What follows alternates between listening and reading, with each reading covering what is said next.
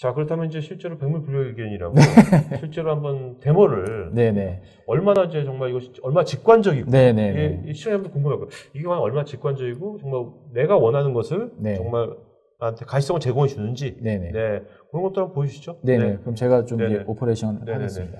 제가 이제 가상화 환경에 지금 준비를 했고요. 지금 그냥 일반 윈도우 서버가 설치되어 있는 겁니다. 네, 여기에 저희 이제 코맨드 이사이트라고 하는 소프트웨어를 설치한 것이고요.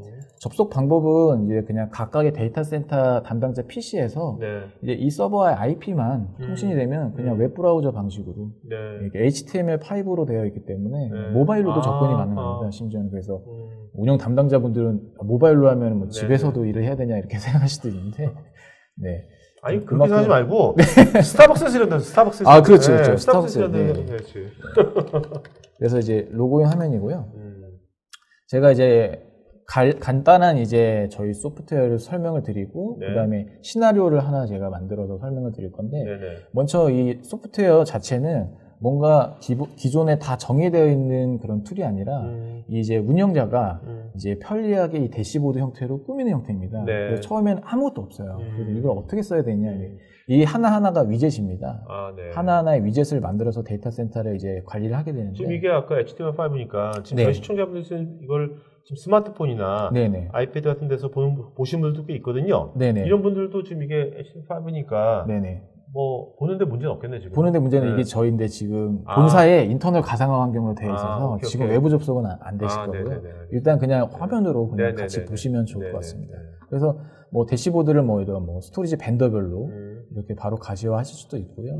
그다음에 이제 저희가 이제 뭐 SLA라 그래서 비즈니스 레벨별로 이렇게 나눠서 어느 정도 용량은 브론즈로 사용하고 있고 이쪽은 뭐 골드 패스 이런 것들을 뭐 올플래시 스토리지는 이쪽으로 정리를 한다던가 그다음에 스위치는 지금 현재 뭐 브로케이드하고 뭐 시스코 현황하고 뭐 펌웨어 버전들 내 데이터 센터의 전체 용량들 그다음에 뭐 포트 리소스들 가상화 환경들 그다음에 뭐 IOPS 현황들 이런 것들을 뭐 간단히 보실 수가 있고요.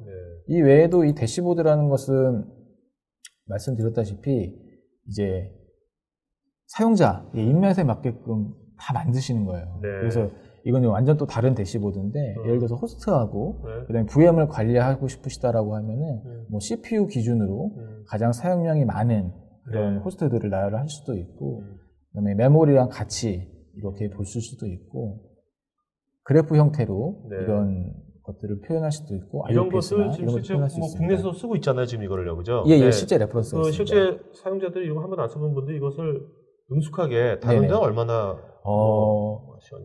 저도 이거를 공부하는데 한 일주일 정도면은 쉽게 사용할 수 있기 때문에 제가 이제 직접 교육을 시켜드릴 수도 있고 저희 엔지니어가 교육을 시켜드릴 수가 있는데 그래서 이렇게 새로운 대시보드를 만들게 되면 하나도 없습니다.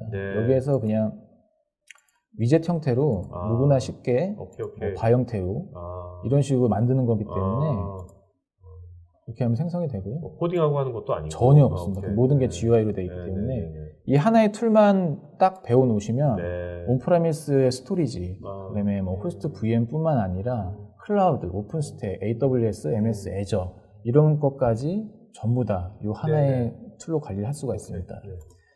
그러면 좀 하나의 시나리오를 제가 한번 해볼 텐데요. 어떤 성능 이슈가 있다고 한번 가정을 해보겠습니다. 내 데이터 센터에 어떤 성능 이슈가 생겼는데 어떤 익스체인지 VM이 하나가 성능 이슈가 생겼다고 가정하고 그거를 트러블 슈팅하는 과정을 이 하나의 소프트웨어로 한번 해보겠습니다. 그러니까 미리 이미 이 연동이 다 돼 있는 겁니다. 이 소프트웨어에. 여기에 어떤 특정 이 VM 리소스를 검색을 해서 이게 하나의 이제 버추얼 머신입니다. 버추얼 머신을 들어왔는데 간단한 이제 서머리 내용이 나옵니다. 현재 스테이터스는 이제 ON이고 러닝이 되어 있고 CPU 사용량, 메모리 이런 것도 기본적으로 다 나오는데요. 문제는 지금 이제 빨간색이 원입니다. 빨간색 원이 뭔가 문제가 있다는 건데 레이턴시가 보면 벌써 50ms라고 나오죠. 이 가로 안에 보면 이제 이 모니터링 기간 중에 맥스로 이게 올라가면 450ms니까 거의 뭐 0.5초 정도의 딜레이가 발생했다는 거죠. 그러니까 이게 뭔가 비즈니스 임팩이 있는 겁니다. 그래서 우측에 보시면은 이 VM이 지금 지나가는 데이터 패스 토폴로지들이 나오게 되고요. VM, 물리 서버, 센 스위치, 그다음에 스토리지까지 클릭을 하면 이제 그거에 대한 자원 리소스를 넘어가게 되는데, 네, 상세 넘어가게 되는 거고, 네. 그거에 대한 이제 이 리소스에 대한 정보들은 여기에다가 뭐 자기가 다 넣을 수가 있고 수정할 수가 있습니다. 그래서 이 밑에 보면 성능 그래프들이 보이는데 이 빨간색으로 된 것들이 이제 다 문제가 되는 지금 이슈되는 부분들입니다. 그래서 이런 부분들을 뭐 드래그를 하면 바로 이렇게 확대가 되기도 하고요. 지금은 이게 지금 가상화 환경에서 좀 느리긴 한데 실제 구축하게 되면 굉장히 이제 부드럽게 진행이 되고, 그래서 이런 특정 시점에 이런 성능 이슈라든지 이런 것들을 레이턴시, IOPS뿐만 아니라 여러 가지 리소스들을 동시에 볼 수 있는 것은 당연하고요. 지금은 트러블 슈팅을 해야 되잖아요. 그래서 이게 어디서부터 문제가 되느냐. 그럼 옆에 보면 이제 탑 코럴레이티드라고 연관성 있는 리소스가 보여집니다. 그래서 이 아이콘은 지금 스토리지 아이콘이거든요. 그러니까 지금 이 스토리지하고 이 스토리지에 LUN 1번과 굉장히 연관이 많다. 93% 연관이 있는데 클릭을 해보면 이 VM의 레이턴시가 이렇게 올라간 것은 이 시스템이 판단을 하건데 93% 이 LUN의 레이턴시가 연관이 있다는 겁니다. 그래서 그냥 얘를 클릭해보면 됩니다. 그러면 이 LUN 1번에 대한 현황이 나오면 마찬가지로 얘도 레이턴시가 높은 걸 볼 수 있고요. 밑단에 들어가면 이 같은 이 패턴입니다. 밑에도 성능 정보들이 나와 있는데 보면은 그거와 연관돼서 지금 영향을 직접적으로 주는 LUN이 두 개가 있는 것이죠. 보면은 얘 또한 보면 여기 92%지 있잖아요. 이거는 상관 관계 높은 거죠. 예, 그래서 높은 것만 보면 됩니다. 그래서 보통은 90% 이상만 보시면 되는데, 그래서 이 90% 이상인 지금 이 LUN을 보면 결국은 이 레이턴시가 높아진 것은 이 IOPS가 올라가면서 같이 높아졌다라고 보는 건데, 그래서 결국에는 연관성이 바로바로 이렇게 트러블 슈팅이 되는 거고, 보면 지금 그 LUN을 들어서 봤더니 또 이쪽에 99%가 뜬 리소스가 하나 있습니다. 이거는 지금 우리가 지금 VM이 원래 익스체인지라고 하는 VM이 지금 성능 이슈가 있는데 지금 어떤 다른 VM의 리소스가 같이 영향을 받고 있는 거예요. 그래서 클릭을 해보면 지금 99% 영향을 받고 있고 결국은 이 리소스와 기존에 저희가 원래 문제가 됐던 익스체인지의 리소스를 같이 볼 수가 있거든요. 상관관계를 그러면 어느 시점에부터 IOPS가 올라갔고 그러면서 레이턴시가 올라갔고 결국은 이 두 개의 VM이 같은 스토리지를 공유하고 있었는데 그 LUN이 결국은 부하가 걸린 겁니다. 그렇기 때문에 IOPS가 이쪽 VM에서 이 두 번째 VM에서 과도하게 사용을 하면서 이 LUN의 성능 리소스를 다 써버린 거죠. 그렇기 때문에 VM 익스체인지에서는 더 이상 사용할 IOPS가 없기 때문에 응답이 계속 지연됐던 겁니다. 이런 것들을 이렇게 직관적으로 모니터링을 할 수가 있습니다. 그러니까 이게 이 솔루션 같은 경우에 탑 릴레이티드 뭐 이런 것들이 계속해서 이것도 계속 업데이트가 되고 더 정교해지겠네 이런 것들 시간 가는 갈수록. 지금 버전에서도 지금 충분히 이렇게 가능하시고요. 이제 뭐 추가로 시간이 어떻게 보면 이것이 12년간 노하우가 여기에 들어가 있는 지금 오늘 모든 기능들을 다 보여드릴 수는 없는데 여기에 보면 저희가 이미 정책을 다 세워놨습니다. 그래서 하이퍼바이저가 뭐 메모리의 유틸라이제이션이 뭐 90% 넘어가면 저렇게 또 얼럿이 다 뿌려지게 되어 있고요. 버추얼 머신도 이미 다 정의를 해놨습니다.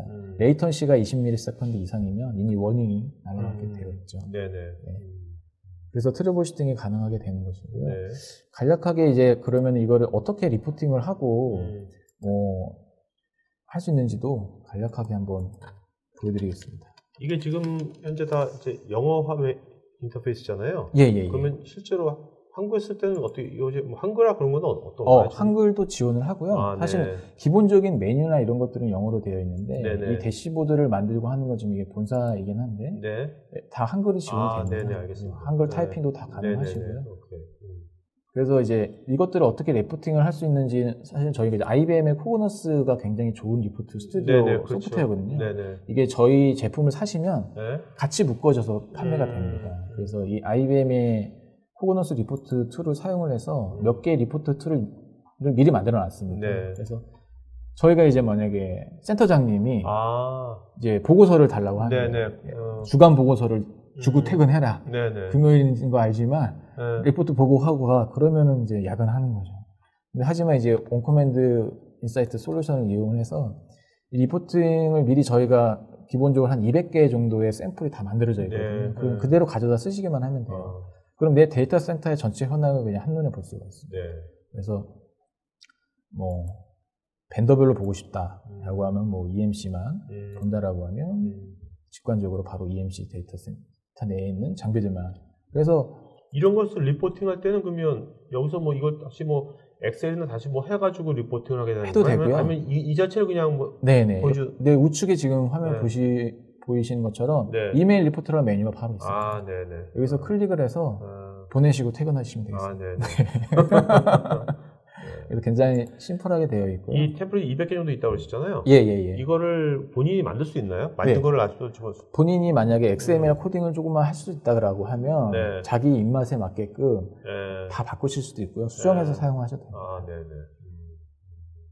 그래서 만약에 뭐 운영 담당자분께서 어느 정도 좀 그 코딩도 좀 하신다라고 하면 더욱더 활용도가 더 높은 것이고요. 만약 모르신다라고 하셔도 이미 저희가 글로벌한 그 레퍼런스를 기준으로 샘플을 만들어 놨기 때문에 그것만 사용하셔도 사실은 큰 무리는 없습니다.